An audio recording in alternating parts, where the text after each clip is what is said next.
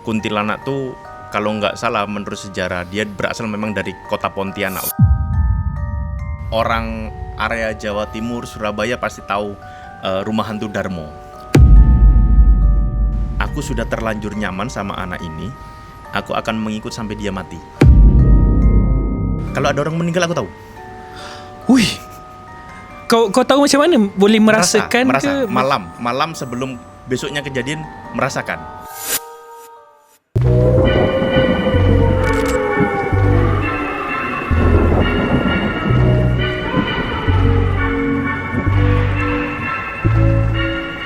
Hai guys, Assalamualaikum. Selamat datang ke Seram Setempat, cerita seram di lokasi anda. Untuk episod kali ni, kita ada special guest jauh daripada negara seberang. Dia daripada Surabaya. Dia ni adalah seorang creativepreneur, seorang creative person and into entrepreneurship juga lah. And dia pun ada juga channel YouTube, katanya makan. Dia ke arah konten-konten F&B macam sebelum ni aku buat, tapi dia ke arah dokumentari. So lagi interesting lah sebenarnya. So kali ni kita mempersembahkan guest kita, Ryan Dimas. Betul? Betul. Ryan.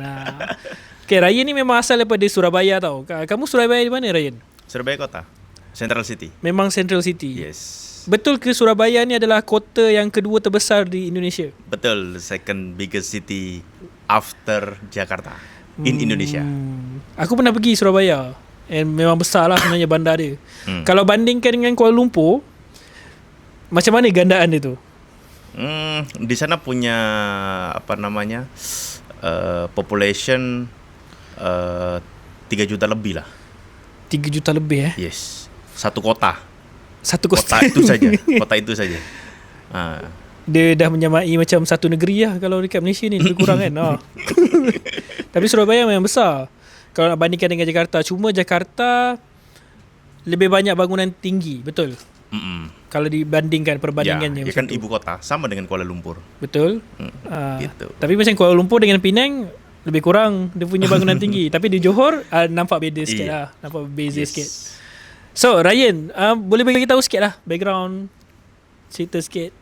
Background apa ini? Background kamu asalnya tempat di Surabaya tu duduk di mana? Macam tu tak payah lah bagi tahu alamat rumah. Bagi tahu kamu di kawasan mana, macam mana macam tu. Aku di Surabaya kota, betul-betul tengah kota. Kalau di sana sebut Surabaya Pusat. Okey. Jadi tengah-tengah bandar. Tengah-tengah bandar aku hidup, lahir kecil dan membesar di sana. Okey. Terus kemudian 2021 move ke sini. Ketika COVID baru aku pindah ke sini di Kuala Lumpur. Okey. Sampailah sekarang gitu. Oh, kamu berkahwin dengan orang sini? Orang Malaysia? Kuala Lumpur? Orang Johor tapi sudah lama memang stay sini. Johor barulah. Okey. Kamu kata kamu creative person. Kamu more into bidang apa? Memang full time buat konten di YouTube ataupun macam mana? Lebih banyak membuat konten untuk company, brand, mengajar juga. Oh, ke arah branding punya ni lah. Yes. Memaintain branding itu biar lebih sustain. Okey. Yeah. Okey, ini soalan yang tiba-tiba lah. Kalau macam di Malaysia kan ada hantu-hantunya macam Pontianak, pocong. Apa dari pandangan kamu, apa perbezaan hantu-hantu di sini dan di Indonesia? Ke lebih kurang je? Aku nggak pernah tahu hantu-hantu yang ada di Malaysia ya. Setauku yang sama-sama pocong, kuntilanak, tapi sini sebut Pontianak gitu kan. Betul. Tuyul mungkin sama dia botak kecil, pakai pampers kayak gitu. Curi duit. Curi duit gitu. Oh, kan. dekat sana pun ada juga tuyul. Tapi dia dipelihara curi duit gitu kan. Sama lah, sini pun pelihara Sama juga. Terus kayak misal kolor hijau. Oh, itu tak pernah dengar. Tak tahu kan? Nanti search saja di Google kolor hijau. Terus kemudian genderuwo. Pun tak pernah. Genderuwo tuh dia diibaratkan sosok yang tinggi besar, berbulu, lebat, matanya merah gitu. Macam hantu galah kot kat sini. Tak tahu aku. Tapi dia selalu di pohon-pohon yang besar. Bahkan dia kalau dari mitos-mitos katanya menculik anak-anak kecil kayak gitu. Okey. Gitu. Banyak sih hantu-hantu. Macam Bunian ada di sana. Bunian tuh gimana ya? Bunian ni macam, kalau yang aku pernah baca lah, apa kalau di Indonesia tu ada kota Saranjana Oh itu. ya ya. Seolah-olah macam tu. Ada juga Dia sebetulnya. macam ya. kalau di hutan tu ada peradaban lain, peradaban Ya, yang ya, di alam lain macam tu lah. betul. Selalunya dia culik orang ah. Oh, kalau untuk kat Malaysia. diambil ke sana. Dibawa ke sana and kahwin kat sana. Ya betul. Ya, Kebanyakannya di kerajaan lelaki yang pergi sana. Okey. Sebab tertarik dengan kecantikan wanita-wanita di sana, terus tak nak balik. Selalunya. Macam-macam. Tapi kalau di sini memang aku belum pernah ada experience itu. Oh tak ada Belum pernah. Yang katanya di sini ada kuntilan, di sini ada pocong, tapi belum pernah.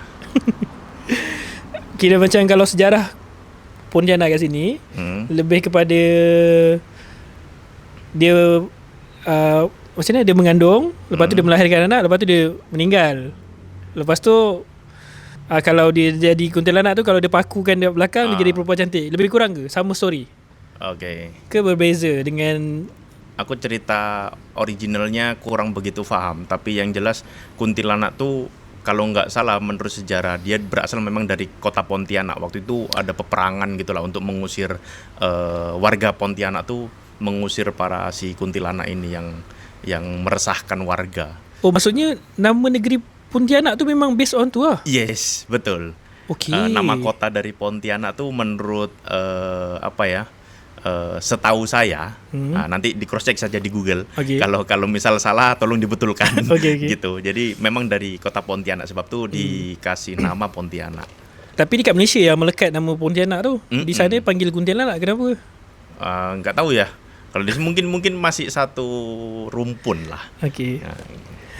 Ya sebenarnya aku tak berani nak sebut nama-nama tu. Biasa kalau dekat Malaysia, kalau macam tu kan, kita panggil Kak Pon.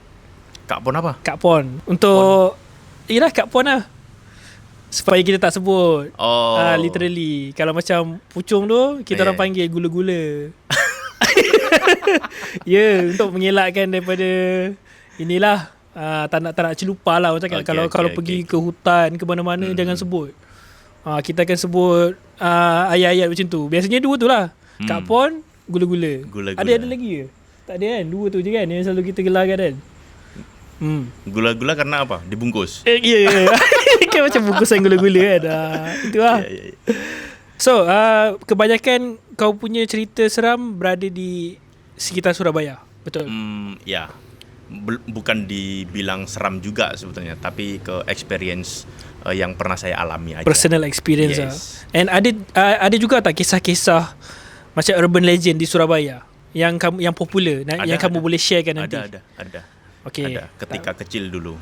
Okay. Tapi sebelum tu, kita berehat dulu sementara ni untuk episod kali ni, kisah seram di Surabaya. Special episode.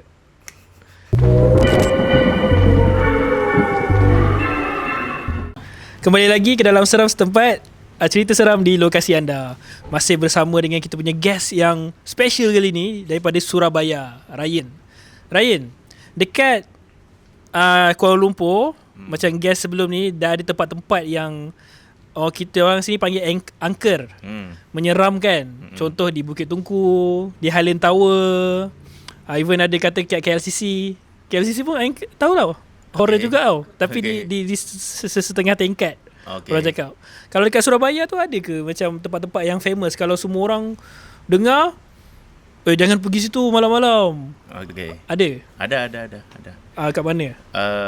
Pasti kalau orang area Jawa Timur, Surabaya pasti tahu rumah hantu Darmo. Ya, Darmo. Darmo itu nama wilayah, nama jalan. Okey. Tapi rumah hantu tuh besar. Bukan rambutan. Rumah hantu. Satu rumah besar dalam 3 tingkat. Kalau dibilang semacam inilah rumahnya old money. Kaya betul. Mansion lah di tahap mansion. Di area perumahan yang mewah termasuk. Okay. Tapi sekarang sudah terbengkalai. Rumahnya sudah tinggal rumput-rumputan yang tinggi-tinggi. Dan rumahnya memang sudah hancur, tinggal tembok-tembok saja. Apa sejarah rumah tu? Banyak version. Ada yang bilang dulu dirampok. Satu keluarga dirampok, dibunuh. Lama lah dulu. Lama. Dalam 90-an. Okey. gitu. Jadi rumahnya kosong memang. Terus kemudian ada yang versi yang lain apa namanya pesugihan. Satu family membuat pesugihan. Pesugihan tahu? Oh, tak tahu. Pesugihan apa? tuh apa ya? Menganut paham satanik lah. Mudahnya gitu. Oh, pemujaan. Pemujaan. Okey. Jadi ada yang dikorbankan. Jadi satu family itu ada beberapa version. Seperti itu. Itu Macam cerita apa? Yang berwarna palare tu, Pengabdi Setan macam tu. Versi lebih kurang macam tu lah. Ke tak tengok? Bisa dibilang seperti itu, tapi nggak tahu spesifik ya secara sejarahnya seperti apa. Tapi yang jelas itu sangat terkenal sekali. Orang-orang Surabaya pasti akan paham Rumah Hantu Darmo itu termasuk angker dan sudah menjadi bahan perbincangan untuk pecinta horor di Indonesia. Geng-geng paranormal pernah pergi situ? Oh sering. Berani Nanti ya? search saja di YouTube ataupun di Google Rumah Hantu Darmo, pasti akan muncul banyak. Memang famous lah. Termasuk famous di Surabaya Barat. Okey. Surabaya Barat, dan aku pernah ke sana dulu jam 1 atau 2 malam. Buat apa? Saja jalan-jalan, masuk ke dalam, masuk ke tingkat atas gitu. Serius, saking famousnya tempat itu dulu, anak-anak tuh semacam ayo siapa yang berani masuk ya, kayak gitu. Oh, masuklah. Cabar. Siapa yang mau masuk? Jadi kita naik motor dari tengah kota, jalan ke sana, pas tu masuk siapa yang berani gitu. Wih, gila. Selain tu ada lagi tempat lain? Tempat lain ada juga sebenarnya, rumah sakit kayak gitu. Tapi yang menarik cerita urban legend ini yang paling famous kat Surabaya. Dulu waktu kecil aku sering dengar cerita tentang andong pocong. Pocong aku tahu. Andong ni apa? Spesies dia ke apa? Andong ni, kamu tahu kereta kencana? Ush, makin complicated. Kereta kencana tuh kalau orang sana sebut dokar. Oh, kereta ni kalau Indonesia bukan, kereta api, bukan? Bukan kereta api. Apa? Tapi kamu tahu kalau kerajaan dulu pakai kereta pakai roda. Oh, kereta sorong macam tu. Bukan, tapi ini biasanya ditarik dengan kuda. Oh, okey, kereta kuda lah. Kereta kuda, Okey. tapi yang tayarnya pakai kayu. Betul tahu. Yang lama-lama yang orang-orang raja-raja dulu. Tapi itu yang drivernya itu pocong. dan dia teror ke warga, ketuk-ketuk pintu kalau malam gitu kan. Setiap lalu perumahan atau lalu kampung dia akan jalan. Udah ketuk-ketuk macam tu. Kayak gitu. Jadi itu teror dulu waktu kecil. Dan sudah menyebar kemana-mana di area Surabaya Raya. Ke seluruh Surabaya? Ke seluruh. Oh. Gitu, waktu kecil dulu. Itu katanya dia meneror setiap warga yang apa ya? Entah ada yang random, ada yang memang dia ada maksud yang ingin dituju gitu. Dia lebih kepada cerita untuk menakutkan anak-anak kecil di sana? Tidak juga, karena cerita itu menyebar. Okey. Dan memang kayak ketika itu memang seram sangat. Waktu aku kecil memang setiap malam tuh kita tutup pintu rapat-rapat, sebelum pukul 9 sudah tutup. Maksudnya pernah jadi fenomena negara? Cerita ni? Area situ saja. Area apa namanya? Area Surabaya Raya gitu. Surabaya, Sidoarjo, area-area situ. Dan ada juga Lampor. Lampor tu apa? Lampor tuh Mak lampir? Bukan. Kamu tahu keranda mayat? Tahu. Keranda mayat tapi yang digotong, Yang diusung? yang diusung. Itu terbang untuk menculik orang. Okey, Malaysia ada macam tu tapi tak culik orang lah. Gitu. Nanti search saja Lampor ya. Banyak cerita-cerita tentang itu. Okey. Kayak gitu. Jadi dulu ketika kecil tuh, bahkan sampai sekarang, era-era sekarang masih ada juga Lampor tuh. Di sekitar Surabaya atau ada macam spesifik tempat? Yang famous. Waktu itu famousnya memang Surabaya Raya. Okey. Area-area sekitar Surabaya gitu juga. Itu era-era 90 2000-an awal gitulah. Gitu, itu masih ada. Jadi berita lah. Kalau kat Malaysia dulu, hantu kumkum. Pernah dengar hantu kumkum? Kalau di Malaysia ni dulu pernah gempar lah. Satu Malaysia sampai keluar berita tak silap dulu. Time aku kecil dulu. Hantu kumkum ni kenapa nama dia macam tu? Sebab dia akan ketuk pintu rumah. Tapi dia tak bilang Assalamualaikum. Dia bilang kum. Assalamualaikum. Dengar macam Assalamualaikum, tapi sebenarnya enggak. Dia kum. kum gitu. Dia ketuk. Kalau buka adalah akibat dia, tak tahulah apa kan. Okay. Macam tu lah. Dulu tapi sekarang dah jarang dengar. Adalah movie dia ke drama macam tu, ada orang buat macam tu. Tu antara macam Urban Legend kat Malaysia lah, yang lebih kurang macam apa, pocong apa tadi? Ya, apa namanya, kereta kencana tadi. Kereta kencana tu lah. Kira dia pergi ke setiap rumah kan, macam tu kan. Pernah jadi masuk ke perumahan-perumahan, ke kampung-kampung gitu. Itu ada. Satu benda yang baru lah. Rupanya ada spesies kum-kum ni apa tu? Kum-kum pula pocong ni. Pocongnya memang apa namanya? Kan gini kan tangannya kan. Jadi duduk saja diam di depan. Gitu. Oh, dia tak lompat. Tak, duduk di Oh, depan. dia tunggu gitu. Sebagai pengganti driver. Duduk saja. Okey. Pasti jalan. Gitu. Seram. Okey, untuk pengalaman personal kamu, cerita yang pertama. Ini baru masuk cerita yang pertama. Boleh ceritakan? Apa ya? Waktu 2005-an.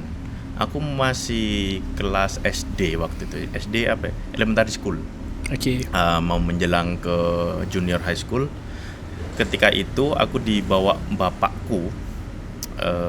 Waktu itu liburan sekolah, ayahku bilang, yuk liburan ke pantai. Okey. Aku, adikku, sama nenekku, 4 orang. Liburan ke pantai ke Surabaya situ.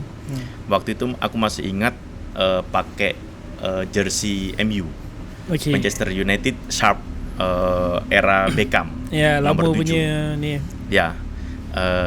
Jalan saja ke tepi pantai sama adikku. Waktu itu jam 11 siang. Pantai kan surut, airnya berkurang. Jadi aku mainlah agak ke tengah, main-main kerang, main terumbu karang gitu-gitu. Kepiting. Kepiting. Ketam kepiting. Kepiting tu ketam Jadi main saja normal seperti biasa. Terus kemudian pukul 12, pukul 1 pulang. Okay. Pulang, belum ada apa-apa itu. Pukul 1 pulang, waktu itu aku nonton Warkop DKI. Drama. Dia komedi. Warkop DKI itu apa ya? Dono Kasino Indro. Dono Kasino Indro itu termasuk populer lah di era itu. Siri di sana. Nonton, tapi kok merasa pening, pusing di jam 1 siang gitu. Okay. Tidurlah aku. Waktu itu besoknya puasa. So hari ini malam nanti itu first day untuk sahur. Jadi pusing, tidur sampai maghrib, bangun kok masih pusing. Okay. Masih pusing, sama ibuku di kompres, apa namanya? Kalau orang demam tuh dikasih kain basah. Gitu kan. Betul. Sampai isya masih merasa demam. Sampai aku buat tidur pukul 11 malam. Akhirnya ayahku memutuskan jomlah bawa ke hospital karena dirasa memang demamnya itu demam yang parah. Demam panas lah ya, tu. Gitu. Akhirnya naiklah becak dekat sama rumah. Aku, ayahku sama si tukang becaknya antar ke hospital. Aku nggak tahu secara medik gimana ya, tapi sepengalamanku waktu itu sadar ketika dicek untuk tarik darah itu nggak keluar darahnya sampai 8 kali cucuk. Untuk sampel darah itu nggak keluar. Okey. Itu nggak keluar. Itu sudah jam 12, jam 1 malam. Intinya katanya dokternya bukan penyakit, sakit tifus. Tahu tifus? Tifus tuh kalau misal orang yang capek sangat akhirnya drop, jadi dia harus bed rest total. Okey. Divonis seperti itu. Tapi bukan demam berdarah, bukan. Tapi memang tifus ketika itu. Jadi harus opname atau harus menginap di hospital. Tak tahu berapa hari. Ketika itu sudahlah aku dimasukkan dalam bilik untuk hospital tuh. Dalam ward. Sendirian karena bapakku pukul 2 pagi harus pulang ke rumah ambil baju. Dan juga ngambil ibuku ya kan? Jadi aku harus sendirian di bilik itu. Disitulah mulai merasakan agak-agak aneh. Okey. Jadi ya memang takut, anak masih kecil gitu kan, meskipun ada suster tapi ya takut. Di situ mulai nampak yang enggak. Maksudnya ketika bapakku keluar, di situ mulai kayak di satu sudut room itu ada satu orang yang kurus, besar, tinggi, bahkan dia itu kalau di atap plafon tuh apa ya, atap bangunan tuh dia menunduk gini. Tapi itu samar-samar. Ceiling. Bukan ceiling, kalau di atas atap plafon apa ya? Kamu tahu di rumah kan ada atap. Okey, atap Ya, paling atap tinggi itu ya, kan. atap paling tinggi. Itu melebihi itu. Jadi dia sampai menunduk. Wih. Tapi kurus. Dia kurus, ada di sudut. Dia bukan yang solid black, bukan. Dia agak terawang-terawang gitu. Yang ni kau nampak dekat luar hospital tu lah. Dalam bilik. Aku kan sudah di ini Oh, bed. jadi Jadi waktu itu kan sendiri. Di situ aku kayak merasa nggak peduli lah, apalah, ya, aku buat tidur. buat tak tahu lah. Karena memang posisi masih demam kan, orang panas kadang ngigo gitu-gitu. Puasa pertama, jadi sahur ketika itu. Okey. Akhirnya aku buat tidur, bapakku sama ibuku datang pagi. Normal seperti biasa, tapi ketika itu aku merasa agak janggal karena di beberapa waktu aku harus kejang. Tahu kejang? Kejang. Oh, kejang. Krem. Semacam krem tapi Menggigil. dia bukan menggigil. Apa? Jadi aku harus mengeluarkan lidah sampai sepanjang gini. Oh, sawan. Kalau di Malaysia. Sawan ya. Apa ya? Apa? Jadi aku tiba-tiba normal nih. Nih sekarang normal. Mungkin dalam 1 menit kemudian akan gitu. Okay. Entah itu kerasukan, entah itu memang karena overheat, Overdose ke apa? aku nggak paham. Tapi yang jelas di beberapa waktu aku harus kejang gitu. Dan itu sampai lidahku harus dicongkel sama sudu, sama sendok, biar tidak menggigit lidah. Karena aku kalau mengeluarkan lidah harus gigit. Akan gigit lah, takut gitu. putus kan. Ya, gitu. Kalau dekat Malaysia tu sawan lah. Sawan. Kita panggil sawan. Dan itu berulang kali. Berulang kali sampai selama 1 bulan. Wih, lama juga kau sakit macam tu. Dan itu dokter tidak memberitahu yang ini sakit spesifik. Ya itu tadi, tifus itu tadi. Itu saja. Tapi kan agak aneh, ini sakit apa sebetulnya, sakit apa? Karena sampai di tahap aku kurus, kulitku kuning, sudah macam mayat. Karena aku nggak makan apapun. 1 bulan di hospital, aku nggak makan apapun kecuali infus. Kan aku setiap setiap hari kan dikasih nasi, kasih lauk gitu kan. Aku nggak makan. Yang aku makan buahnya. Dan buahnya itu, contoh semangka, apa semangka? Tembikai. Yang aku makan kulitnya. Buahnya tak makan? Nggak makan.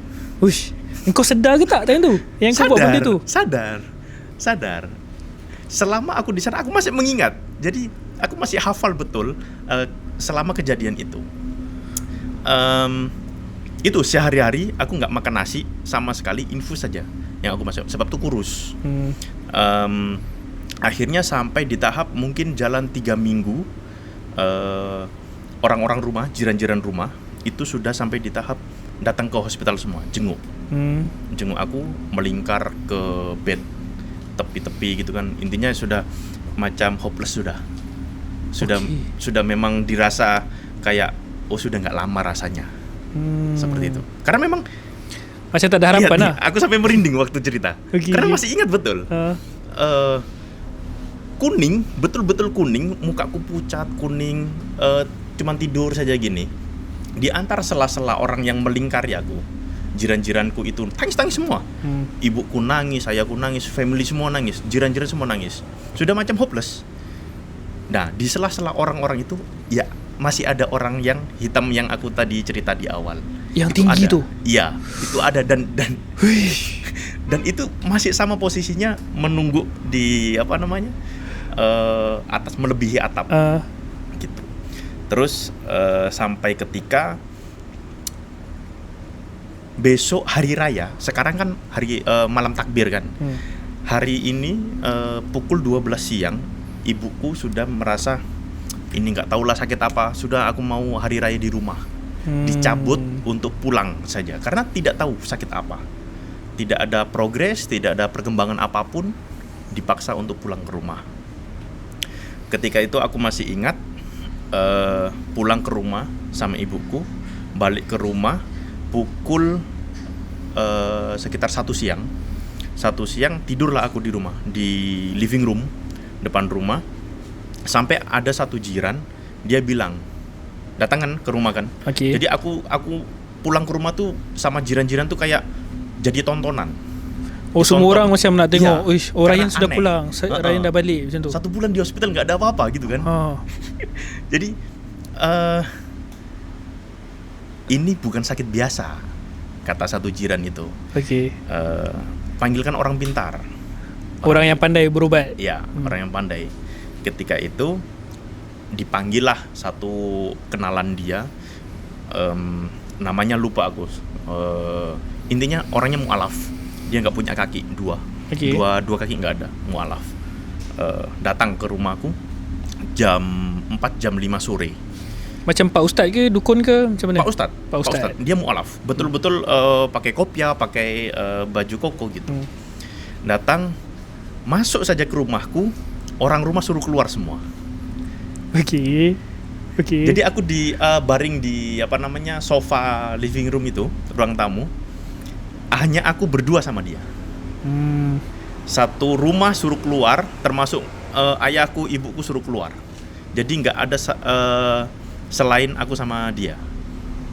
Jiran-jiran semua tengok dari jendela gitu kan, penasaran kan. Tapi ditutup semua, pintu ditutup, jendela ditutup. Yang masih aku ingat, dia cuman pegang ini jempol kaki. Ya, ibu jari.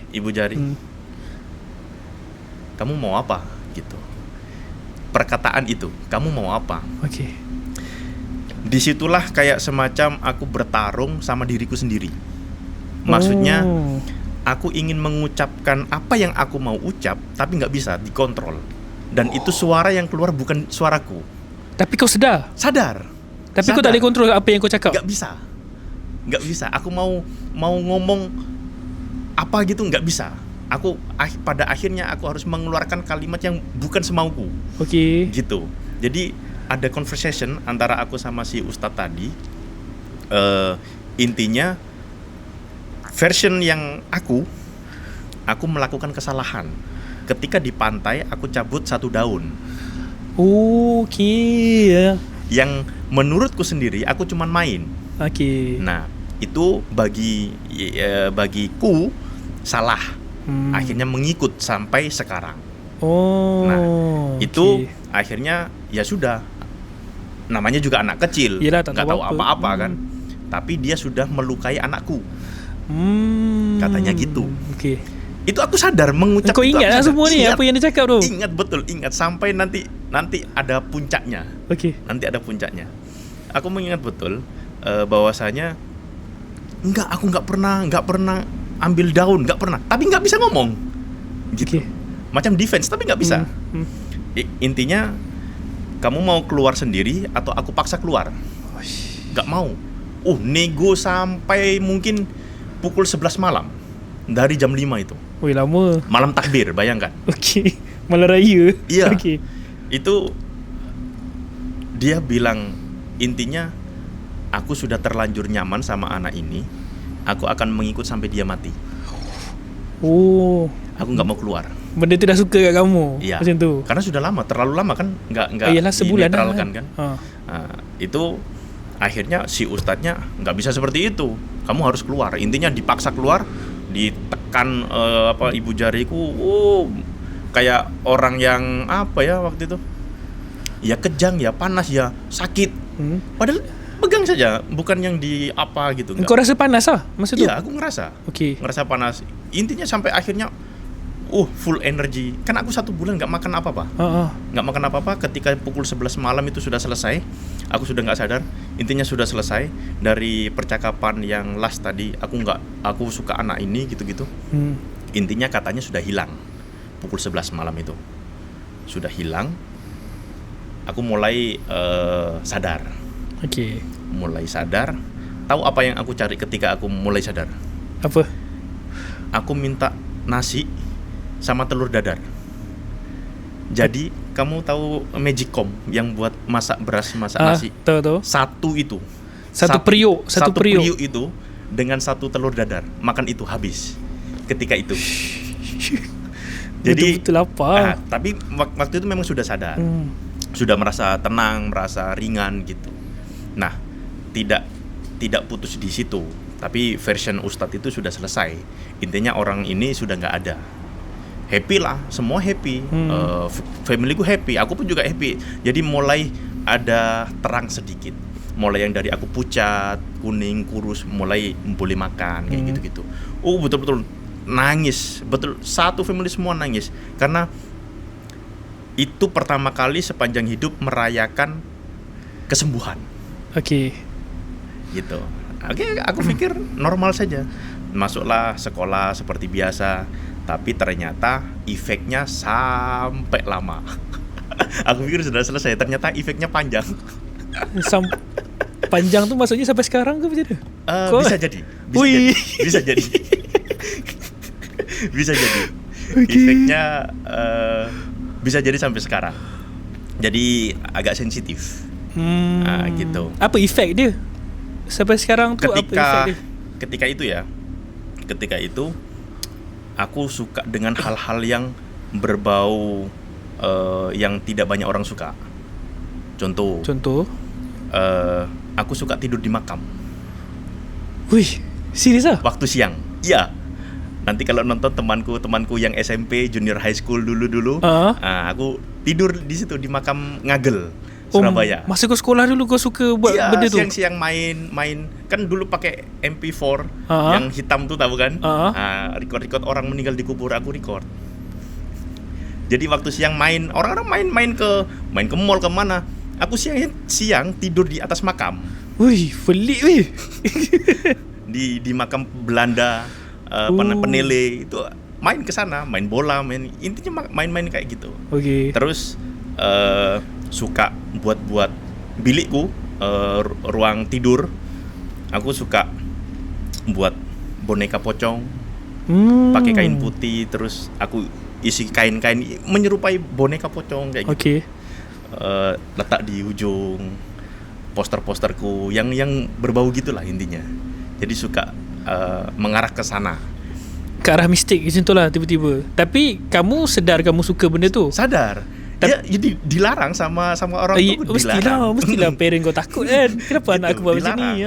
Tapi aku sadar, ini enggak horor, ini enggak. Ini biasa je bagi biasa kau. Saja. Gantungan kunci, Atau kitchen. Itu juga sama, pakai bola tuh kasih kain macam yang hantu-hantu Japan, kayak gitu. Gitu. Melukis. Kan aku dulu melukis juga. Melukis kayak gitu. Melukis yang gitu-gitu. Horor-horor ya. Horor. Saya pernah aku mentransferkan mimpiku, aku melukis, akhirnya jatuh. Itu tahun 2016-an. Okey. Pecah. Gitu. Itu masih lama, masih panjang. Jadi efeknya ke arah sana. Dan itu kayak apa ya? Aku lebih sensitif kalau misal ada orang meninggal. Sampai sekarang? Sekarang sudah enggak. Dulu sensitif tu macam mana? Sensitif macam mana? Kalau ada orang meninggal aku tahu. Wih. Kau tahu macam mana? Boleh merasakan merasa. Malam sebelum besoknya kejadian merasakan. Aku nggak tahu, aku nggak mau itu disebut kelebihan, tapi yang aku rasakan itu aku yang sakit. Engkau yang rasa sakit. Malam-malam kan aku nggak bisa tidur.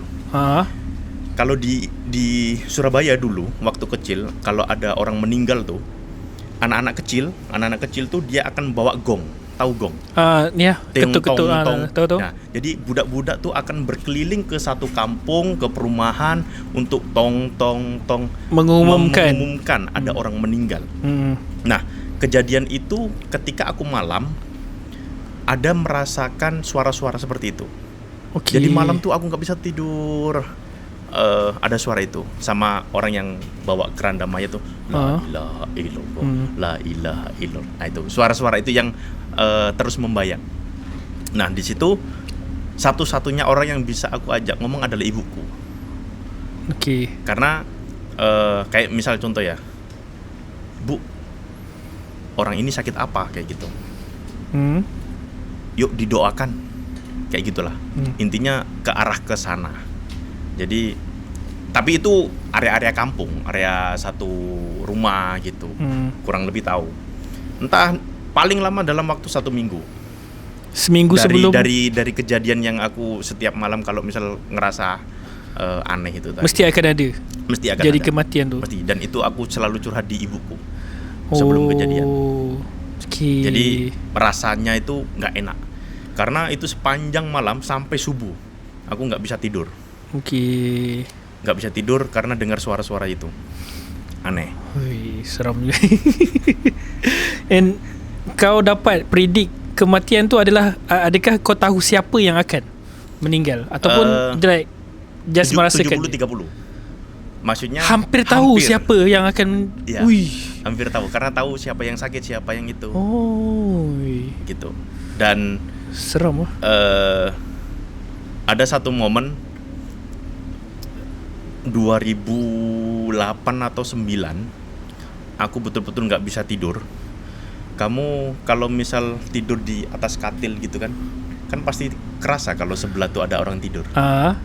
Jadi aku menghadap ke tembok sepanjang malam, aku keringat dingin. Okey. Kayak demam. Berpeluh. Aku menghadap ke arah tembok karena tahu sebelah ni si Poci tidur. Gak bisa buat apa-apa. Okey.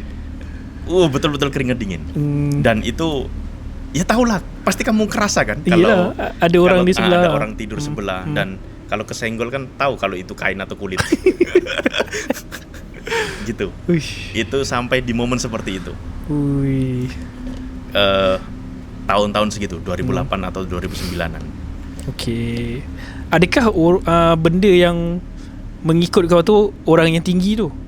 Bisa jadi. Yes. Tapi bisa jadi maksudnya kau tak tahu sampai sekarang betul ke tak? Tahu. 2016 baru tahu. Lamanya. Ya. Macam mana tahu? Itu tadi sebab efeknya panjang. Nah, maksudnya kau jumpa lagi orang tu yang tinggi jumpa tu? lagi waktu aku disembuhkan. Okey. 2016 aku baru disembuhkan. Baru betul-betul dihilangkan. Gitu. Ada satu momen, satu jiranku itu dia meninggal. Sorry to say kalau misal memang kurang bagus lah, orangnya kurang bagus. Siang pukul 11 siang. Aku melihat sosok dia duduk di depan rumah. Orang yang sama, yang tinggi. Bukan, lain jiranku yang sudah meninggal. Kau nampak jiran yang kau dah meninggal? Yang sudah meninggal, dia duduk dengan sebelahnya kain kafan dia. Siang pukul 11. Okey.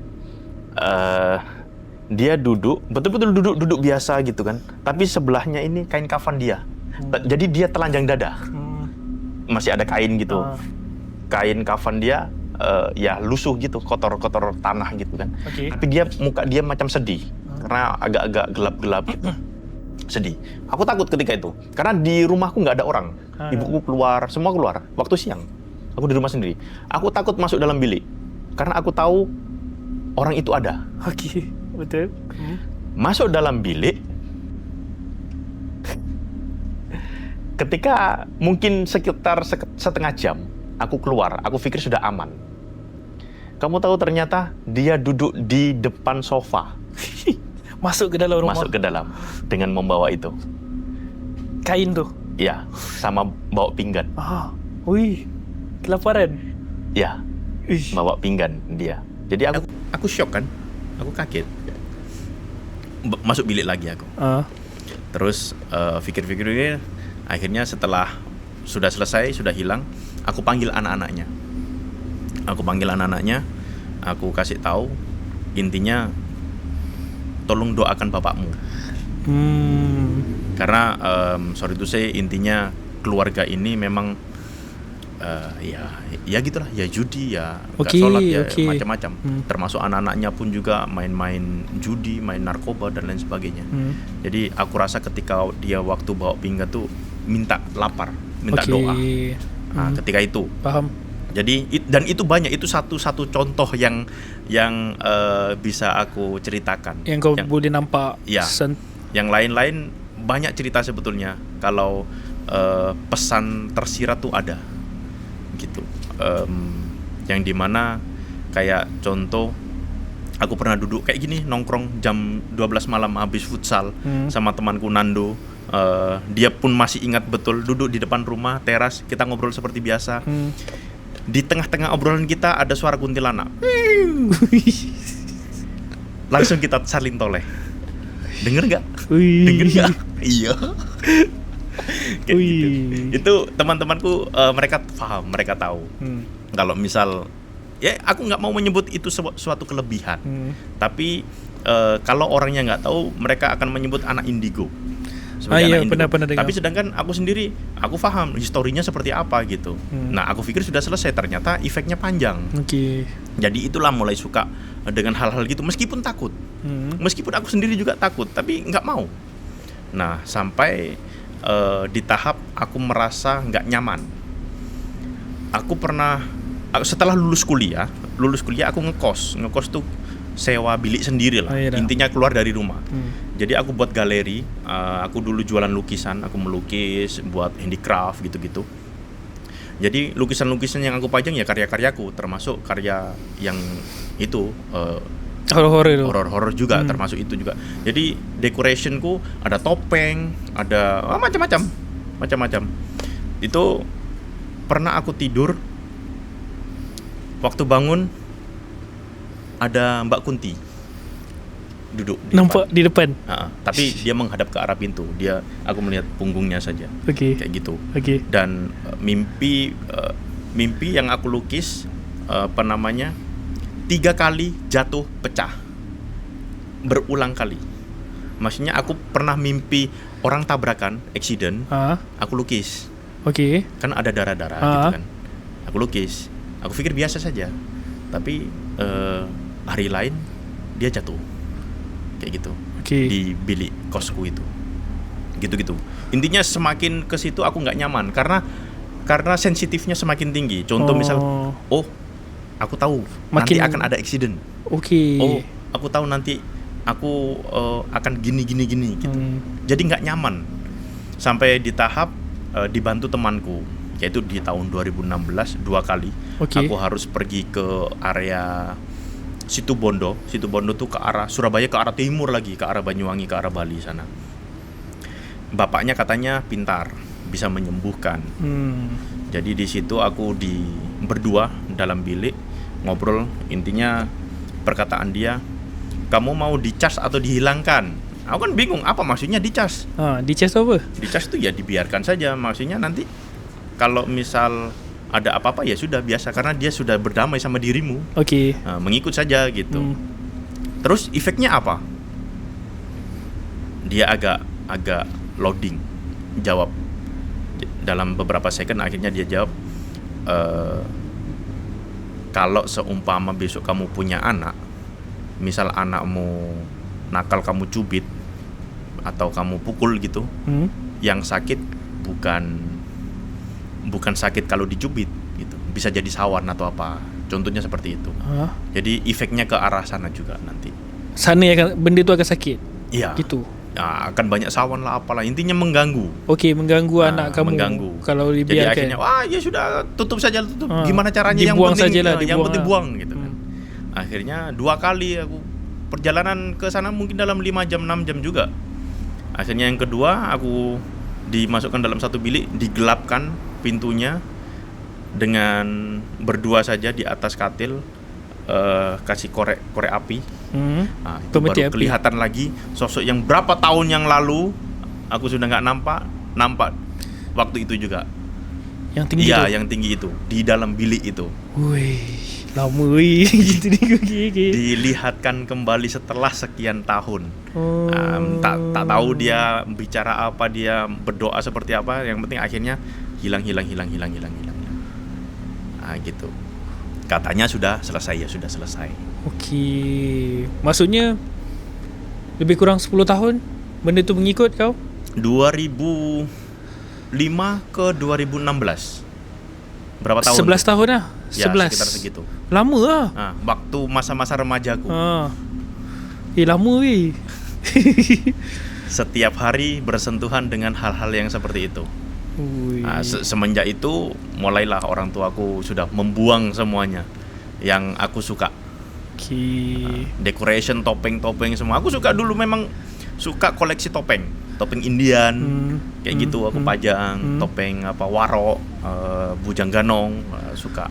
Kita sekarang dah tak ke arah situ sangat lah. Selepas sebetulnya masih ingin, tapi tak se-obses dulu lah macam tu. Dulu boleh dikatakan macam secara tak sedar kamu obses sebenarnya, betul? Yes, betul. Sampai sekarang pun kalau misal punya rumah sendiri ya. Kalau misal aku hidup sendiri mungkin masih mendekor seperti itu. Tapi karena ya biasa, kalau orang Malaysia pasti akan memandang apa ini gini ada wayang. Betul. Gitu. Nggak bisa. Okey. Cerita pertama ni pun dah panjang. Cerita pertama ni pun dah orang cakap sangat-sangat menarik lah. Sangat-sangat actually seram lah sebenarnya. Sebab engkau cerita pasal diri engkau sendiri and benda tu mengikut kau selama 10 tahun. Which is benda ni jarang-jarang berlaku lah. Biasa kalau kat sini kita akan kaitkan dengan saka apa semua macam tu. Saka tu kalau di Indonesia apa dipanggil lah? Macam benda pusaka. Saka lah juga, saka juga kan. Kalau di Malaysia tu saka lah, benda yang diturunkan daripada nenek moyang ke atuk, ke ibu, ke tu menjadi penjaga. Keturunan okay. Penjaga gitu. Enggak, yang versionku ini enggak. Macam version kau ni macam dia mengikut. Iya. Tapi lama. Iya. Ui, termasuk lama. Seram lah. Makanya yang tadi aku bilang, aku pernah ke rumah hantu Darmo sampai itu pun 2 kali malam-malam. Itu masa kau ada benda tu? Iya, masih waktu kuliah. Okay. Masih. Ya nampak tapi ya biasa. Okay. Jadi kayak hari-hari itu aku tahu di situ ada something gitu misalnya. Tahu sebetulnya, tapi aku juga takut. Dia berdiri saja, atau misal ada tuyul tapi dia main-main. Ya aku tahu, tapi aku diam saja karena takut juga sebetulnya. Gitu, enggak buat apa-apa pun. Okay, kalau untuk cerita kedua ni akan lebih epic daripada ni ke? Tak, sebab aku rasa yang cerita pertama ni pun dah power gila lah. Sudah itu saja sebetulnya sudah cukup. Oh, ada lagi lepas ni cerita? Sebab lepas ni kita akan berehat dulu. Rehat saja dulu. Rehat dulu kalau boleh teaser sikit, cerita kedua ni pasal apa? Waktu ini ya, waktu aku pulang kuliah. Okay. Jadi, ni diikutkan. Okay. Diikut. Ada yang mengikut lah. Okay, di fasa kuliah lah pula Tadi kuliah. Daripada kecil sampai kuliah juga, betul? Tapi yang ni memang betul time kuliah. Ya. Okay, cerita pertama dah panjang, so kita rehat dulu. Relax jap. Bulu pun dah meremang ni apa semua. Okay, kita jumpa lagi lepas ni seram setempat. Kita rehat dulu.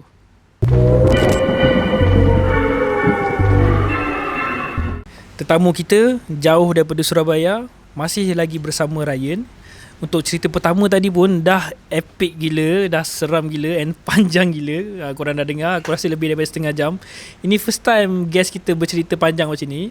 So untuk cerita kedua dan ketiga ni aku cakap kat dia kita make it short lah. Tapi dia macam bersambungan sedikit lah dengan cerita tadi kan. Untuk cerita yang kedua ni, masa Ryan kuliah, masa Ryan sambung belajar lah. Di college ke time tu? Sebelum tu aku nak tanya, sekarang ni kau dalam bidang kreatif. Masa kau kuliah dulu, memang kau kuliah background orang kreatif ke? Aku dah tahu, tapi aku nak orang luar tahu. Lain, aku di shipbuilding engineering. Shipbuilding? Yes. Pembinaan kapal? Yes, perkapalan, tapi lebih ke sistem perkapalannya. Okay, gitu. Macam mana boleh ke kreatif pula tiba-tiba? Dari dulu sebelum kuliah, dari SMP pun memang sudah bergerak di kreatif sebetulnya, sudah mulai desain. Yelah kau minat melukis Ya, semua kan. gitu-gitu, menggambar, mural, apa bomber kalau di sana sebut. Betul. Bomber apa namanya? Dinding nih, dibuat Oh mural lah. mural betul. Okay. Gitu. Graffiti, Hmm, gitu-gitu. oh kau buat juga graffiti.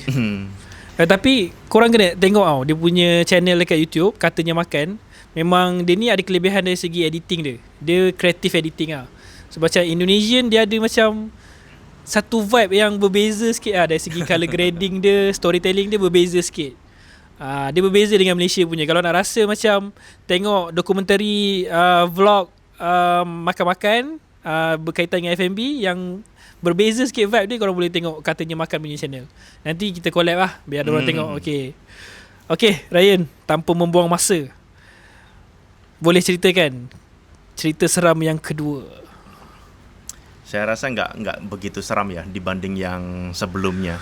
Ya, Tapi sebab yang first tu kau dah bagi semua. ini pengalaman yang mungkin menurutku sendiri agak aneh saja sebetulnya. Okay. Karena waktu kuliah itu era 2013-14an, aku kuliah itu nggak seperti biasanya kuliah. Di satu hari itu kayak merasa aneh. Anehnya itu mulai dari rumah kayak nggak mood mau berangkat kuliah gitu kan. Tak ada mood lah. Nggak ada mood. Tapi harus datang juga karena ada exam ketika itu. Okay. Maghrib dalam 5:30 gitu kan, aku berdiri di satu pagar kampus. Jadi di kampusku depan kelas tuh ada satu pagar besi panjang itu. Aku bengong, tahu bengong. Memang diam saja gitu. Nah, tapi lepak. depan tuh kolam besar, untuk memang trial untuk kapal. Okay. Remote kapal gitu, prototype. Nah, ketika itu kayak blank saja. Terus tiba-tiba di dalam kolam tuh agak jauh. Okay. Jadi dia keluar dari kolam tapi nggak ada bekas air yang bergerak. Dia muncul saja. Okay. Muncul terus terbang gitu. Hah? Itu semacam kuntilanak kalau menyebut. Waktu surup tuh waktu maghrib. Dia keluar daripada kolam? Dari bawah air, dari kolam, sambil ketawa yang khasnya dia. Oh yo. Nah, itu ternyata aku pikir cuman selesai di situ. Okay. Aku pikir karena perasaan memang sudah nggak mood. Dia muncul setelah muncul dia terbang. Terbang tuh nggak tahu kemana hilang. Nah, di situ kebawa sampai pulang, yang aku pikir sudah selesai. Aku kalau kuliah dulu pulangnya malam-malam, bisa sampai jam 1, jam 2 gitu, buat tugas gitu kan. Dan rumahku dari kampus lumayan juga, dalam 30-40 menit. Kampusku di area Surabaya Timur. Salah satu kampus ternama lah di sana. Itu masih banyak pohon-pohon yang gelap, bukan yang tengah kota gitu. Rumahku kan tengah kota.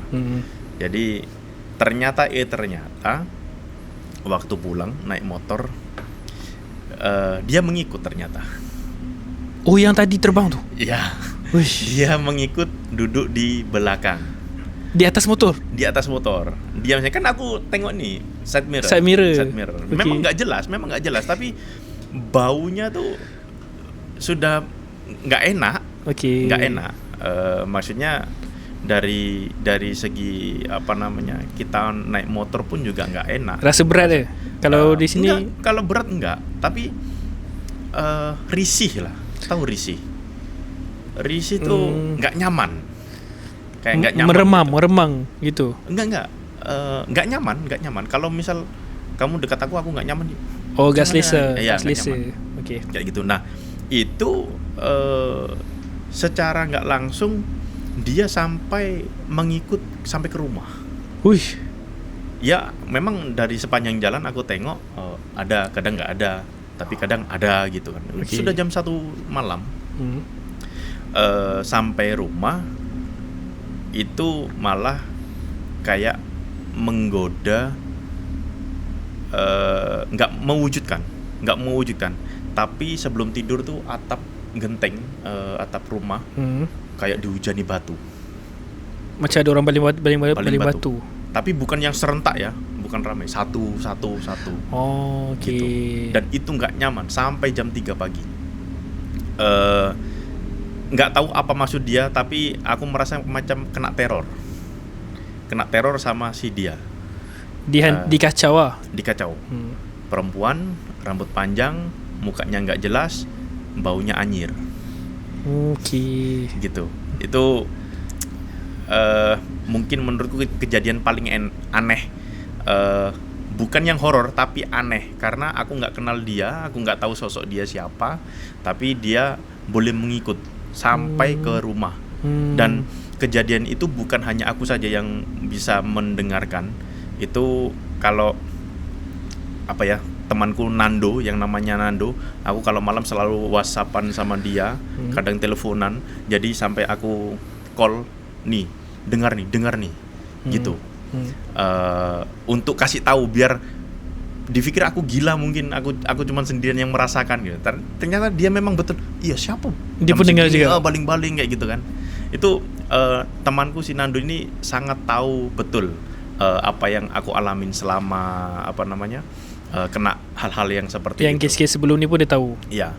Termasuk juga ketika kuliah, waktu on the job training kan. On the job training ini dalam 1 semester. Waktu itu aku sholat mungkin ini cerita umum, tapi ketika sholat itu kita sendiri, cuman ada semacam sholat jenazah. Maksudnya? Kita sendiri dalam satu masjid. Dia bukan masjid yang besar. Dalam satu office tuh ada masjid. Surau. Dibilang surau bukan. Boleh buat Jumatan. Okey. Masjid yang nggak begitu besar tapi dalam office gitu. Sendiri. Kita kan tahu dalam kalau tembok ada keramik. Tahu keramik? Macam mana ya? Keramik tu? Ubin yang di dinding. Seramik. Ya, seramik itu. Okey. Kan kita tahu bayang-bayang. Okey, ada nampak macam reflection. Ya, reflection tu. Kan kita sendiri dalam sholat itu sendirian. Tapi ketika waktu itu sholat zuhur. Tapi aku sholat zuhur jam 1:30, 1:30-an. Sendirian. Tiba-tiba rakaat ketiga, aku ketika bangun dari ruku, i'tidal, di reflection nih ada orang sholat jenazah. Banyak. Ramai. Bukan yang cuman satu soft. Tapi ramai. Okey. Yang Allahu Akbar. Oh. Ya. Angkat tabir je tapi tak rukuk tak apa Enggak. Okey. Jadi meskipun aku sujud ini, kok masih ada. Kok masih ada gitu. Itu sambil keringat dingin yang belum aku bisa lupakan, karena itu satu-satunya pengalaman sholat sendirian dengan adanya makmum di belakang. Makmum kayak gitu. Itu menurutku ini pengalaman apa anjing. Gitu. Sama sekali nggak pernah menyangka kalau ada pengalaman seperti itu. Itu buat tapi pengalaman itu mungkin umum, orang-orang biasa pernah mengalami juga seperti itu. Tapi biasanya kan cuma amin gitu saja kan. Betul, selalunya. Waktu Al-Fatihah, amin gitu ya. Ini aku melihat memang ada satu keranda di belakangku, terus di belakangnya juga ada soft-soft yang memang takbir saja. Gitu. Dan keranda mayatnya tuh bukan yang di bawah, dia ada kayak meja di atas gitu. Macam dia tinggi sikit ya, agak-agak tinggi gitu. Kau nampak dekat reflection tu. Yes. Meskipun samar-samar ya, bayang-bayang itu betul-betul sendirian, siang hari. Nggak peduli kayak di cerita di awal waktu yang aku ketemu jiranku yang sudah meninggal itu siang hari bukan yang malam. Iyalah sama lah kan. Aku juga aneh, katanya biasanya horor-horor kayak gini malam harusnya gini gitu. Tapi kenapa siang ada gitu? Boleh ada juga. Kayak aneh tapi kok ada gitu kan. Yang buat ketidaknyamanan untuk aku keseharian. Nah, sebab itu makanya aku disuruh temanku untuk berobat. Karena sudah merasa nggak nyaman sama sekali. Yang awalnya bertahun-tahun aku anggap itu biasa, hal yang lumrah, hal yang berdampingan, ya sudah, hidupku. Faham konsep itu, tapi semakin kesini kok kayak aneh, kayak mengganggu gitu. Meskipun aku nggak mau berkomunikasi apapun, masih diganggu. Tapi ganggunya tuh bukan yang apa ya, bukan untuk mengajak ngomong. Kayak mereka tuh ingin menunjukkan entitas mereka tuh ada. Oh, menunjukkan yang mereka ni wujud. Mereka tuh wujud. Itu aja. Tolong tengok aku kayak gitu. Okey. Tapi nggak mau ada ngomong apa-apa, nggak tahu. Meskipun aku nggak mau ngomong ya, aku nggak ada open. Kamu tak pernah try pun? Nggak mau sama sekali. Kamu tak pernah try pun? Nggak pernah. Makanya aku bilang tadi, aku tahu di misal contoh kayak lagi gini. Kalau misal aku yang dulu, misal di sini ada kuntilanak lagi duduk-duduk goyang-goyang kaki, aku tahu, tapi aku diam saja. Kau boleh nampak? Boleh nampak. Jadi paham lah kalau misal tengok sinema di bioskop gitu kan. Nah, di situ ada orang duduk, orang asing gitu. Tahu, tapi ya sudah diam saja, aku nggak mau ngomong. Meskipun dia juga sebetulnya tahu, ya sudah diam saja gitu. Dia tahu yang kau nak tahu dia ada. Tahu. Okey, dia perasan ada perasan. Iya, jadi itu dia mencoba untuk ini loh, aku ada. Tapi aku juga nggak mau. Lu siapa gitu kan? Ngapain? Apa? Ya takut ada juga sebetulnya. Orang masih muda kan, gitu. Terus cerita apa lagi ya? Waktu kuliah itu lebih banyak itu sih, kuntilanak sebetulnya. Kuntilanak. Kuntilanak. Di Surabaya tu banyak kuntilanaknya ke? Macam mana? Enggak lah. Sebetulnya di mana-mana kuntilanak ada kan, kuntilanak. Cuman yang pernah aku alami ya kayak gitu-gitu, termasuk kayak rumah makan. Rumah makan maksudnya? Rumah makan. Ya rumah makan pelaris. Oh, di sana pun ada juga pelaris. Ada amalan-amalan pelaris tu. Yes, betul. Dia memelihara satu makhluk kayak gitu biar rame gitu-gitu. Oh. Gitu. Itu sama pun, juga ke macam kat Malaysia kan dia akan pakai macam biasa ada kertas-kertas aneh. Enggak. Tulisan-tulisan Al-Quran yang aneh-aneh gitu. Enggak, di sana lebih ditampal. ekstrim. Ada yang pernah berita apa namanya? Apa ya? Menjijikkan lah. Apa yang jijik tu? Macam nasi kangkang ke? Lebih kurang. Nasi kangkang tu gimana? Kalau kat Malaysia ni tapi nasi kangkang bukan untuk pelaris. Nasi kangkang ni lebih kepada kalau isteri dia nak suami dia ikut cakap dia selalu, dia akan kan masak nasi di kangkang kan. Kan kalau kangkang kan nasi kan panas. Kan ada macam wap gitu. So peluh-peluh kangkang isteri tu akan pergi ke nasi tu. Lepas tu dia bagi makan suami dia nasi macam tu. Tapi adalah bacaan dia, amalan dia semua kan sambil dia kangkang macam tu. Menjijikkan macam tu ke level dia? Ya bisa jadi. Ya intinya kayak masukkan celana ke dalam kuah. Kayak gitu. Wih, pelik-pelik. Tapi kan aku nggak tahu konsepnya mereka seperti apa. Tapi ada yang seperti itu juga. Ada banyak cari lah, ada orang buat. Cara, ya. Okey. Gitu. Oh, ada yang paling ekstrim ni kat Malaysia juga. Boleh sebut ke tak? Berak-berak. Woi, nggak pernah tahu aku. Ya. Ada masukkan dalam kan, pernah dengar kan? Masukkan dalam kuah. Itu ada. Ada di level macam tu lah. Tapi dia macam rare case lah, tak tahulah dekat mana kan. Tapi ada, aku pernah dengar, pernah baca. Itu kat Malaysia lah. So level jijik dia lebih kurang macam tu lah. Ya. Macam-macam. And ada yang lebih teruk lagi. Ada juga. Kadang kayak tahu dikasih liur. Oh, air liur. Itu kan itu dalam senario dia, cerita senario dia. Apa itu? Bagi tak ada. Kamu tak pernah nonton ke? Itu cerita komedi lah. Gitu. Pelaris ada juga. Aku juga pernah masuk ke dalam satu restoran tempat makan gitu. Ya dia enggak pakai air liur gitu, enggak, tapi ada makhluk itu ada. Kamu gitu. boleh nampak? Ya diam saja. Dan memang ternyata setelah aku coba dibungkus sama makan di tempat lain. Oh. Kayak gitu. Sampai aku di tahap trial. Try, kamu cuba. Iya, aku coba bungkus sama makan di tempat memang lain. Beza rasa. Iya. Okay.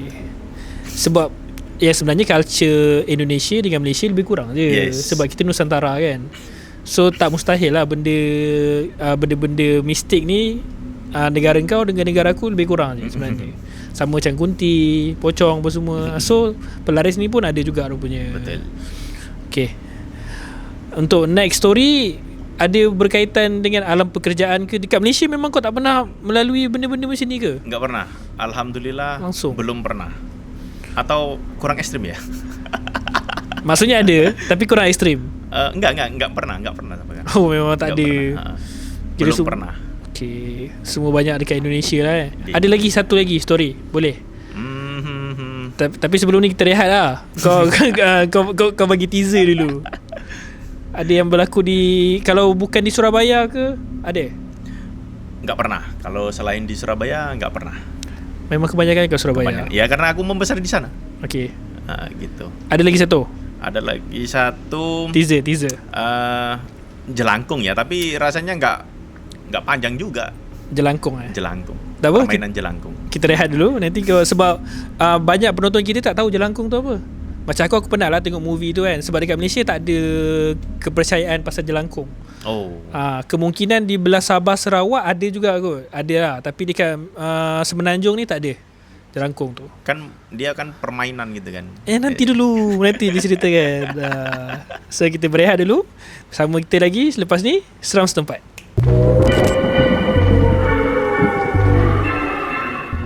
Okay, kembali lagi ke dalam Seram Setempat, cerita seram di lokasi anda.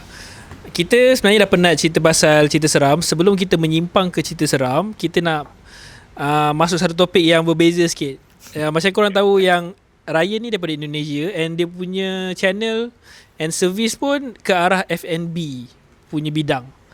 So aku nak tanya benda bukanlah kontroversi, pasal ayam gepuk. Ayam gepuk sekarang Ryan dekat Malaysia famous gila. Memang. Orang cakap di sekitar radius 5 km akan ada 3 ke 4 ayam gepuk. Betul. Adakah ayam gepuk ni se-famous tu di Indonesia? Jawapannya tidak. Okey. Unik kan? Di luar negara famous, di negara sendiri Betul. Sebab aku pernah pergi Surabaya dengan Jakarta. Aku pernah tanya orang. bahkan nggak tahu kan? Ya, ada yang tak tahu. Macam aku cakap kat dia, kalau di Malaysia kalau makan Indonesia tu saya suka ayam gepuk. Ayam gepuk? Ayam geprek, gitu kan? Ayam geprek. Dia cakap, kenapa ada yang tak tahu dekat Indonesia? Jadi original ayam gepuk itu berasal dari Jogja, Yogyakarta. Okey. Jadi kalau kamu datang ke Surabaya ataupun Jakarta, ya nggak akan ketemu. Meskipun sudah mulai masuk, branch dia mulai masuk. Tapi kalau dibilang famous, tidak. Okey. Oke, asal muasal dari ayam gepuk itu, dia berjualan di area kampus, university. Okey. Makanan itu untuk target marketnya adalah untuk student. Makanan murah, simple, just ayam goreng dengan sambal. Oh, tu asal usul dia. Dan murah. Okey. Iya. Jadi kalau kamu datang ke Yogyakarta, kurang lebih di area kampus itu pasti akan ketemu sama ayam gepuk. Gitu. Di Jogja. Di Jogja, dan memang target marketnya adalah untuk anak-anak sekolah, anak-anak mahasiswa. Okey. Yang karena murah. Gitu kan. Di sana boleh dijual murah dalam 15.000 gitu boleh dapat. 15,000 convert. Dalam berapa? 3-4 ringgit. Wih, serius lah. Iya, ada yang segitu. Nah, jadi terus kemudian masuk ke Malaysia jadi famous pula. Macam mana dia? Kamu sendiri personally tahu ke sejarah macam mana boleh masuk ke Malaysia lepas tu famous? Kalau spesifik tahu tidak. Tapi secara fenomena yang setelah aku study, ternyata orang Malaysia sendiri boring dengan masakan-masakan yang kurang santai. Dalam tanda kutip kurang santai. Oh, kekurangan makanan simple. Betul. Bisa dibilang. Karena di sini kan pagi sudah nasi lemak, berat. Betul, heavy. Gitu kan. Terus kemudian ada yang ikan bakar, ada yang tom yum, ada yang nasi kandar. Nasi kandar pun sudah kuah banjir macam-macam gitu kan. Ada sotong.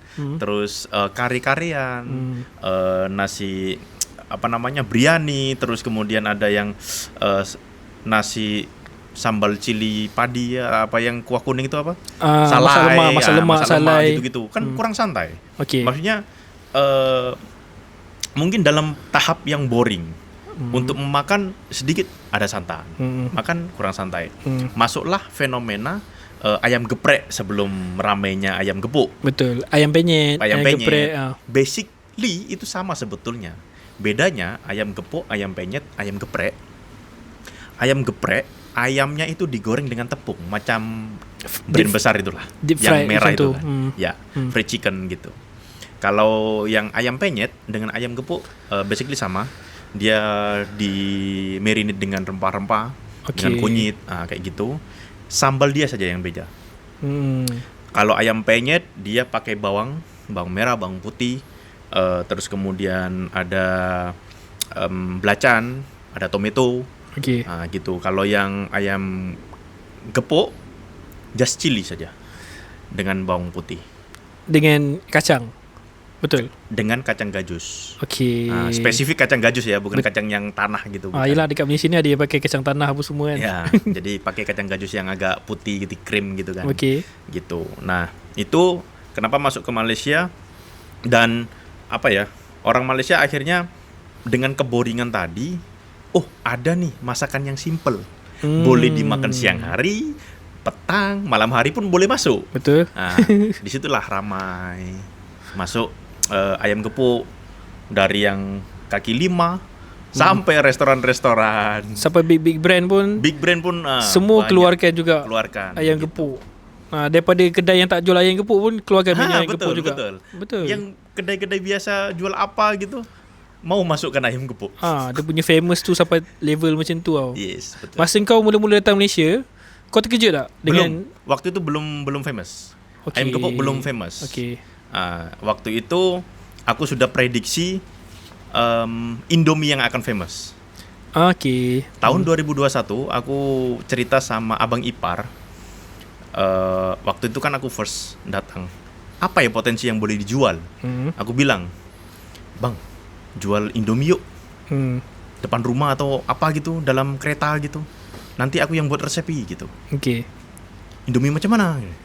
Aku tunjuk, buat masak dan aku suruh rasa. Dia murtad. Maksudnya? Oke.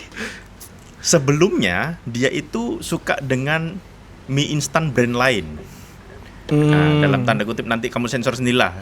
Orang sini suka mie sedap. Apa-apa mie sedap. Betul. Terus kemudian aku masukkan Indomie. Okey. Aku buat pakai resepi sendiri. Aku suruh rasa, akhirnya dia murtad. Nih, Dia nak Indomie. Indomie. Jadi dan itu potensi. Ternyata tahun 2023 mulailah ada orang jual Indomie yang di taman-taman, buka bonet betul. kan. Pakai telur gitu. Oke, memang ternyata perlu ditunjukkan dulu. Okey. Untuk masuk sosialisasi. Ternyata enak loh gitu. Ternyata ada. Gitu. Termasuk salah satu brand yang aku pegang di Ayam Gepuk Republic, itu aku juga masukkan menu yang awalnya dia jual ayam gepuk saja, resepi di situ. Aku masukkan Indomie, soto dan juga bakso juga. Ternyata ramai peminatnya, bisa sampai Orang 5 box satu hari gitu. Orang boleh terima Orang boleh terima. Awal-awalnya memang kurang suka, kurang tahu lah, kurang faham. Ini mie apa. Awalnya cuman berapa, macam laku mie seger berapa dia. gitu. Tapi aku boleh yakinkan di tempat lain belum ada. Okey. Gitu. So korang boleh try lah Indomie di Ayam Gepuk Republic. Yes, betul. Di Johor Bahru. Johor Bahru. Tapi macam kau cakap tadi, dekat Indonesia, dekat Jogja, ayam gepuk ni makanan murah. Tapi sampai Malaysia dia tak ada murah sangat. Iya. Kenapa? Biasalah, kan sudah imigran. Macam western food Iya. Macam kalau steak sebenarnya simple, dia nak buat steak kan. Tapi sebab dia makanan import, dia jadi mahal lah.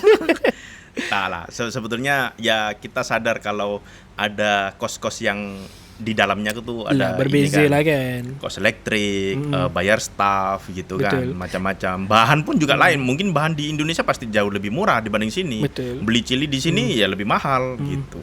Actually dekat Malaysia ada je yang gepuk murah. Hmm. Macam di street level ada je dapat RM6, RM7 ada. Tapi kebanyakan orang membandingkan dengan brand yang besar yang ada branding kan. Berbeza Ya, kan. ya, Tempat makan pun ada aircon. Betul. So tak boleh nak menyalahkan lah kan. Mm-mm. So kita dah macam menyimpang jauh sangat ni ke ayam gepuk pula. Apa pendapat korang pasal ayam gepuk? Korang boleh komen juga. Kita nak masuk cerita seram yang terakhir. Tadi Ryan ada cakap pasal jerangkung. Jelangkung. Jelangkung. Jelangkung. Bukan jerangkung. J-I Okey, Jelangkung. Sejujurnya dekat Semenanjung tak tahu sangat pasal jelangkung ni. Maybe macam aku cakap dekat Sabah Sarawak maybe ada dengar. Aku macam pernah dengar. Jelangkung ni apa? Dia macam apa, saka ke apa? Bukan, dia semacam permainan. Ada satu objek yang dibuat permainan. Patung, anak patung. Bukan. Dibilang patung bukan, macam boneka, tapi dia tuh nanti search di Google, pembuatan dari jelangkung adalah dari batok kelapa. Tahu batok kelapa? Sabut kelapa. Bukan batoknya.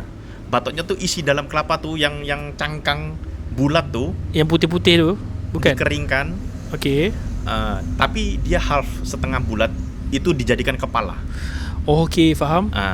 Terus pakai kayu tuh macam salib, buat tangannya sama badan. Macam voodoo doll ke? Tahu voodoo doll? Yang Mak Saleh punya tu, lepas tu dicucuk-cucuk jarum. Macam Bukan, tu. itu sudah macam boneka. Ini badannya tuh pakai ranting saja. Ranting, tahu ranting? Tahu. Anak pohon tuh kan, untuk jadi tangan Okey. sama badan. Nah gitu. Di depan area sini itu biasanya dikasih spidol. Spidol tuh pen, macam pen, marker, Okey. untuk menulis. Jadi dia tuh semacam permainan untuk mengasih arah atau petunjuk. Aku masih tak faham. Okey. Patung, dia macam boneka. Ya. Lepas tu depan tu ada pen. Ada pen di area sini, area badan sini. Pen tu diletak gitu. Diletak, diikat gitu, untuk dia akan menunjuk ke arah depan. Okey. Lepas tu nanti ada whiteboard atau apalah untuk dia menulis. Oh, benda tu akan gerak. Benda itu akan gerak. Dia Jadi macam uja board lah. Yes, Lebih kurang. seperti itu ya, macam uja. So, Gitu. apa tujuan? Itu tadi untuk jelangkung ni? mencari tahu. Misal ada apa ya, orang-orang yang penasaran ingin mencari tahu apa yang, tapi kita nggak tahu, sebagai manusia nggak paham. Jadi dia mencari petunjuk itu dari alam gaib. Jadi nanti boneka itu akan dirasuki untuk memberikan petunjuk lah apa yang dia mau. Dia dijadikan sebagai ritual dukun ataupun Orang-orang biasa pun boleh main. boleh main-main? Boleh main. Ada mantranya apa semuanya tu? Ya. Okay. Kalau nggak salah, aku masih ingat mantranya ya. Hei, jangan lah. Kau tak payah ingat, tak payah sebut. Gila kau. Tapi ada mantranya lah. Ada mantranya. Uh. Kurang lebih ya. Tak payah. Jelangkung, jelangsek, di sini ada setan. Udah sih, tak payah lah. Saya habiskan. Jangan. Ya kurang lebih itu, nanti fullnya boleh cari sendiri. Ada kat internet lah. Kau orang pandai-pandai lah. Kalau korang berani, korang cari benda gitu. tu. Jadi Okay. mencari petunjuk. Just for fun. Ada yang just for fun, ada yang memang serius. Okay. Contoh misalnya ada case pembunuhan, tapi tak tahu siapa nih yang pelakunya atau apa. Jadi mereka mencari tahu, penasaran. Atau misal rumah ini sudah lama terbengkalai, kosong. Terus ada orang, beberapa anak-anak kelompok gitu main, ini penasaran historinya seperti apa dulu. Mainlah dia, tiba-tiba main bawa jelangkung tuh. Kamu siapa? Kayak gitu. Nanti Tanya. dia bergerak sendiri benda tu. Dia akan ditulis. kita yang satu kelompok tuh akan pegang boneka itu, jelangkung itu, pegang kuat-kuat, erat-erat, sambil baca itu tadi. Tapi dia bergerak sendiri. Dia akan bergerak sama-sama tu sendiri. follow je lah. Yes, follow. Untuk dia akan menulis. Jadi petunjuk dia tuh dari tulisan itu. Misal dia akan sebut nama dia apa, dia lahir tahun berapa, gitu. Itu permainan jelangkung. Okay. Sebiji macam Ojabot lah. Lebih kurang lah. Ya, lebih kurang seperti cuma itu. yang ni Indonesian punya culture lah. Yes, benda betul. Ni. So apa pengalaman personal kau dengan jelangkung Bukan direct pengalaman, tapi jiranku sebelah rumah. Okay. Sebelah rumahku itu kosong dulu waktu kecil. Di area kampungku dulu itu masih banyak orang yang percaya dengan togel. Kurang paham kan? Tak faham. Togel tuh gimana ya kalau disebut, semacam judi lah. Okay. Semacam judi. Kalau misal orang-orang main tuh hari ini mau tembak angka berapa. Oh, tikam. Kalau di Malaysia panggil tikam. Kayak gitu. Intinya main angka berapa yang keluar nanti dikasih 4D petunjuk. 4D. Ya, kayak gitu. Main nombor lah Malaysia. Nanti Okay. kita taruh berapa uang gitu kan. Nah, orang-orang jiran-jiran tuh dia buat permainan seperti itu untuk mencari petunjuk angka. Jadi disalahgunakan sama mereka. Memang just for fun, tapi pada akhirnya petunjuk yang enggak yang aneh-aneh gitu, mencari nomor. Okay. Dia pikir oke, nanti nomor ini yang keluar berarti nanti aku akan kasih letak dapat duit gitu. Ternyata ya mereka Dapat lah. takut sendiri. Menang. Ya banyak yang enggak juga. Okay. Itu kan tak tahu ya apa, dulu waktu aku masih kecil orang kan kepercayaannya lain-lain. Jadi mereka itu main di rumah kosong sebelah rumahku, betul-betul sebelah rumahku. Main berkelompok mungkin dalam 5-6 orang gitu. Ramai. Iya. Tapi Karena nggak mungkin akan sendirian biasanya. Okay. Dia akan berkelompok, satu geng.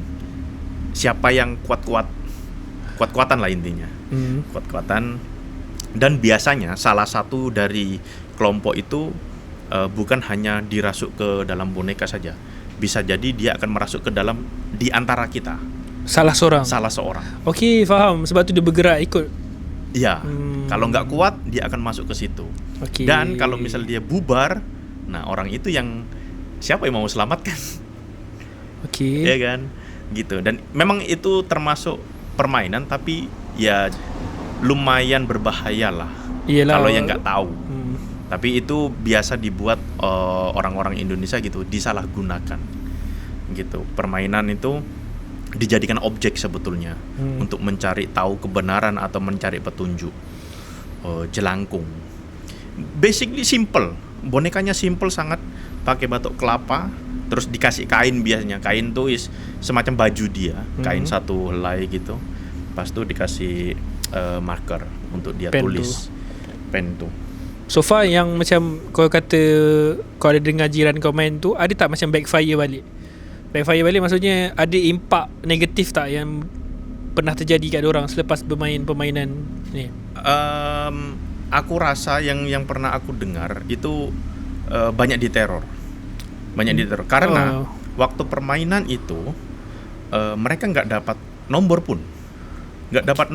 Mereka main justru si boneka itu kan tulis, aku mau nomor gini. Cakap nggak mau, dijawab tidak. Oh, dia melawan. Jadi ada conversation di situ, meskipun sedikit ya. Terus kemudian, oke, kamu minta apa? Gitu. Dia tulislah DARH gitu.